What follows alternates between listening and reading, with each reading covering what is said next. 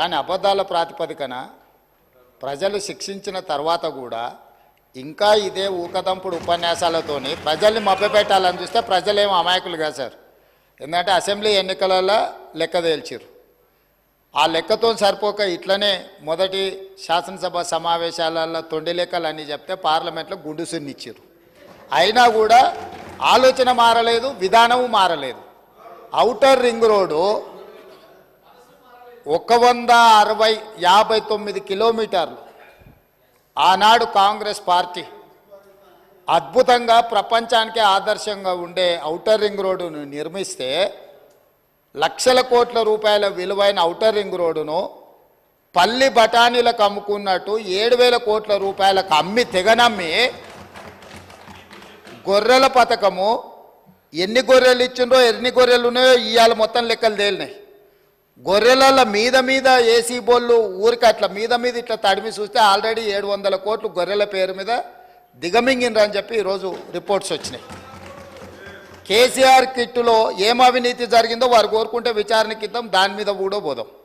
ఇదే కాకుండా గొప్ప పథకం అని చెప్పిన బతుకమ్మ చీరలలో జరిగిన అవినీతి మీద కూడా బతుకమ్మ చీరలు చేనేత కార్మికులకు పని కల్పిస్తున్నాం అని చెప్పి సూరత్ వెళ్ళి కిలోల కింద చీరలు తీసుకొచ్చి ఆడబిడ్డల్ని మభ్య పెడితే ఆడబిడ్డలే బయటకు వచ్చి తగులబెట్టిర్రు. అవి ఏడగడుతురు వ్యవసాయ పొలాలలో పిట్టలను బెదిరించడానికి బతుకమ్మ చీరలు కడుతున్నారు. ఆడబిడ్డలు ఎవరు కట్టుకోలే అధ్యక్ష. అంటే బతుకమ్మ ఒక సెంటిమెంట్ తెలంగాణ ఆడబిడ్డలకు, ఆ సెంటిమెంట్ను కూడా దోపిడీకే ఉపయోగించుకున్నారు.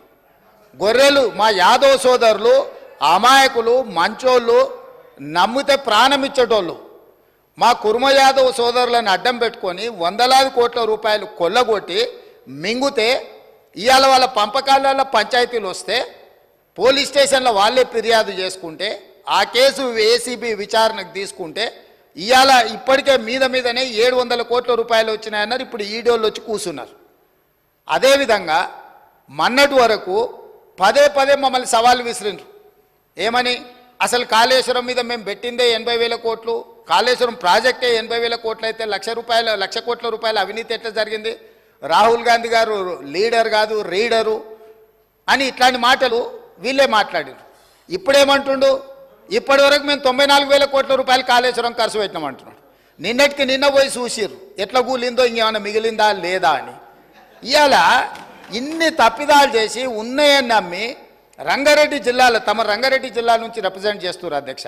మా మల్రెడ్డి రంగారెడ్డి గారు ఎప్పుడు మొత్తుకుంటుంటారు, అన్నీ మా భూములు అమ్ముకున్నారు, కనీసం మాకు రోడ్లు కూడా వేయలేదు, మా డ్రైనేజ్కి కనీసం మురికి కాలువలు కట్టుకోనికి కూడా నిధులు ఇవ్వలేదు, మా కాలేజీలు కూడా కట్టుకోవడానికి నిధులు ఇవ్వలేదని మా మల్రెడ్డి రంగారెడ్డి గారు అంటుంటారు. ఎన్ని వేల కోట్ల రూపాయల భూములు అమ్మినరో ఇవాళ లెక్క తీద్దాం అధ్యక్ష. ఇవాళ అప్పుల లెక్క ఏదైతే చెప్తుండో అమ్ముకున్న లెక్కలు చెప్తలేడు. ఇవాళ మేము ఇది కట్టినాం, మేము అది కట్టినాం, ఈ కట్టడాలు చెప్తున్నాం. అమ్ముకున్న లెక్కలు కూడా తెలవాలి కదా అధ్యక్ష.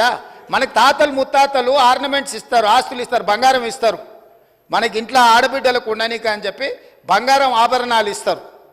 కానీ ఇంట్లో ఎవరో ఒకరు వ్యసనాలకు లోనయ్యి తాగుడుకో జూదానికో అలవాటు పడి తాతలు ముత్తాతల నుంచి వచ్చిన బంగారం అంతా తెగ నమ్ముకుంటారు, భూములు తాకట్టు పెడతారు.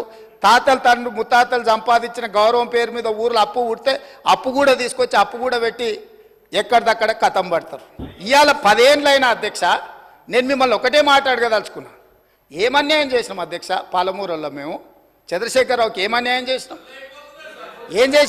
2009లో కరీంనగర్ జిల్లాలో అక్కడ ఓడగొడతారని భయపడి పాలమూరు జిల్లాకు వలస వస్తే వలసలు పోయే పాలమూరు జిల్లా ప్రజలు గుండెలు పెట్టి చూసుకొని భుజాల మీద మోసి పార్లమెంటుకు పంపిస్తే పార్లమెంటుకు పోయి ఇవాళ తెలంగాణ రాష్ట్రం వచ్చినాక